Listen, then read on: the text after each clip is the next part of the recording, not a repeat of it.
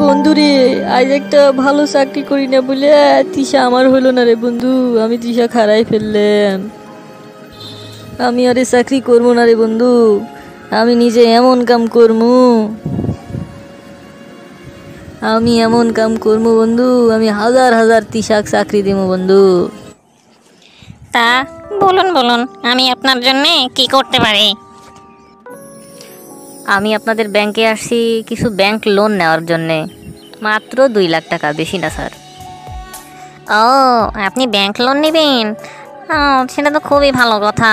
আমরা তো এরকম উদ্যোক্তা বিনিয়োগের জন্যই খুঁজতেছি। তা আপনি কি করেন? স্যার, আমি পল্লী বিদ্যুতে চাকরি করি স্যার। ও, পল্লী বিদ্যুতের অনেকেই তো আমাদের এখান থেকে ঋণ নিয়েছে। ওই যে আসাদ সাহেব মোটর সাইকেল কিনলো আমাদের এখান থেকে লোন নিয়ে। আর একজন আবার বাড়ি বানাচ্ছে নাকি, এজন্য 5 লাখ টাকা লোন নিল। তা আপনি কি করবেন? আচ্ছা, যাই হোক, আপনি যাই করেন না কেন সেটা আপনার ব্যাপার। এখন কিন্তু আপনার মাসিক ইনকাম কিন্তু কমপক্ষে 15,000 টাকার উপরে হতে হবে। অবশ্য পল্লী বিদ্যুতের কারো বেতন সম্ভবত 20,000 টাকার কমে না। যাই হোক, কোনো সমস্যা নাই। আপনি আপনার অফিসের পরিচয়পত্র, ভোটার আইডি কার্ডের ফটোকপি, ছবি আর গ্যারান্টারের ভোটার আইডি কার্ড ছবি নিয়ে আসেন। 3 দিনের মধ্যে আপনাকে আমি লোন দেওয়ার ব্যবস্থা করতেছি। কোনো সমস্যাই নাই স্যার। আমি প্রত্যেক মাসে 20,000 টাকার উপরেই ইনকাম করি। আর গ্যারান্টারের ছবি, ভোটার আইডি কার্ড, কাগজপত্র সব আমি নিয়েই আসছি স্যার। তাই নাকি? কই দেখি দেখি, তাহলে দেন দেন, আপনার কাগজপত্র দেন, আমি এক্ষুনি ব্যবস্থা করতেছি সব। এই নান্টু, কই তুমি? পল্লী বিদ্যুতের লোক আসিছে ব্যাংক লোন নেবে বলে, তাড়াতাড়ি 1 কাপ চা দাও। আপনার কাগজপত্রগুলো দেন আমার কাছে, আমি দেখি তো সব ঠিকঠাক আছে নাকি। এই নেন স্যার আমার কাগজপত্র। আচ্ছা আচ্ছা, ঠিক আছে, আপনি গিয়ে বসেন, আমি দেখতেছি। এই কি অবস্থা! আমরা তো আপনার কোনো লোন দিতে পারবো না ভাই। আপনি যান তো, যান যান যান যান। কেন স্যার? কেন কেন? আপনি না একটু আগে বললেন 3 দিনের মধ্যে আপনি লোনের ব্যবস্থা করে দিচ্ছেন। এখন আবার কি সমস্যা হলো স্যার? আমাকে একটু বলেন। আমার লোনটা খুব প্রয়োজন স্যার। শোনেন মিস্টার নাইম, আমরা পার্মানেন্ট কর্মচারী বা কর্মকর্তা ছাড়া কোনো চুক্তিভিত্তিক লোকদের কোনো লোন দিই না। এতে ব্যাংকের রিস্ক হয়ে যায়। I am so sorry, I can't help you. Sir, লোনটা না পাইলে আমার বড় রকমের ক্ষতি হয়ে যাবে স্যার। আমাকে বাঁচান স্যার। আমি আপনার পায়ে পড়ি স্যার, লোনটা আমাকে দেন স্যার। মিস্টার নাইম, ব্যাংকের নির্দেশনা এরকমই। ব্যাংকের নির্দেশনা ভঙ্গ করে আমি তো আপনাকে লোন দিতে পারবো না। চুক্তিভিত্তিক কোনো কর্মচারীদের লোন দেওয়ার নিয়ম নাই। আপনি এখন আসতে পারেন। ধন্যবাদ। আর অল্প কয়েকদিনের মধ্যেই আমাদের চুক্তি তো শেষ হয়ে যাবে ভাই। এরপরে কি সত্যি সত্যি আমাদের বাড়ি চলে যেতে হবে, না আর চুক্তি নবায়ন হবে ভাই? আজকে সারাদিন তুমি যেখানে ছিলে আমিও তো সেখানে ছিলাম। দুইজনে একই সাথে একই কাম করলাম। আমি সে খবর কেমন করে জানবো বলো তো? তোমার চুক্তি নবায়ন হবে কি হবে না সেটা আমি তো জানি না ভাই।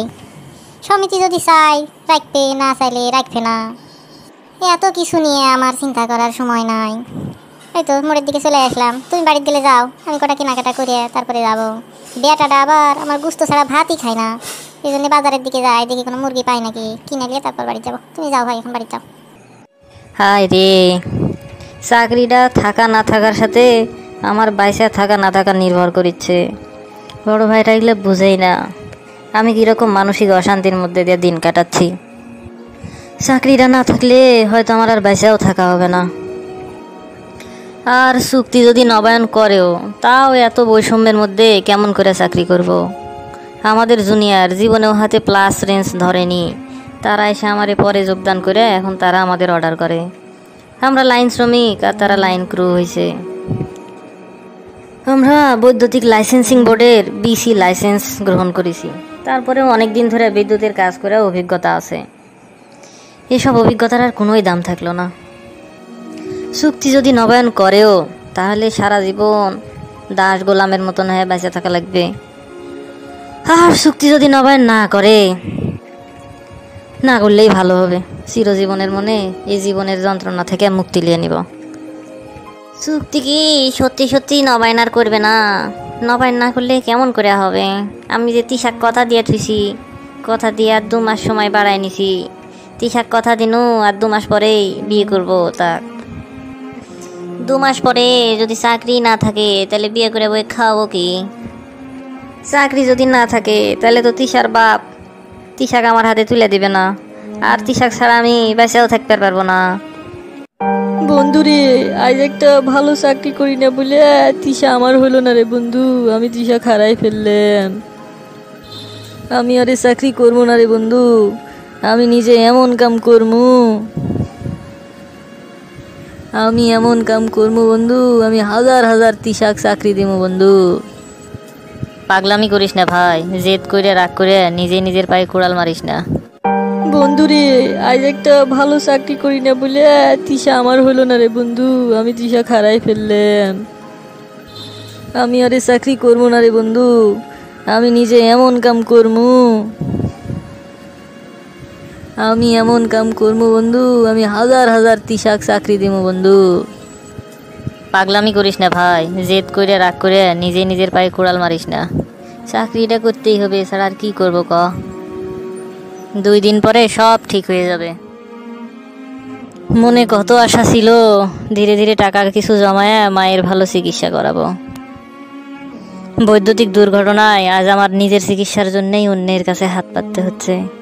আল্লাহ, তুমি এইটা আমাকে কেমন জীবন উপহার দিলে আল্লাহ? আমি কি অপরাধ করেছিলাম আল্লাহ? প্রিয় সহকর্মীবৃন্দ, বিদ্যুতের ব্যাপক পরিমাণে লোডশেডিংয়ের কারণে আমাদের কারখানার উৎপাদন কমে গিয়েছে। আমরা আমাদের বিদেশি বায়ারদের কাছে তাদের চাহিদা মতো পণ্য পৌঁছায় দিতে পারছি না, কারণ বিদ্যুৎ ঘাটতির কারণে আমাদের উৎপাদন অনেক কমে গিয়েছে।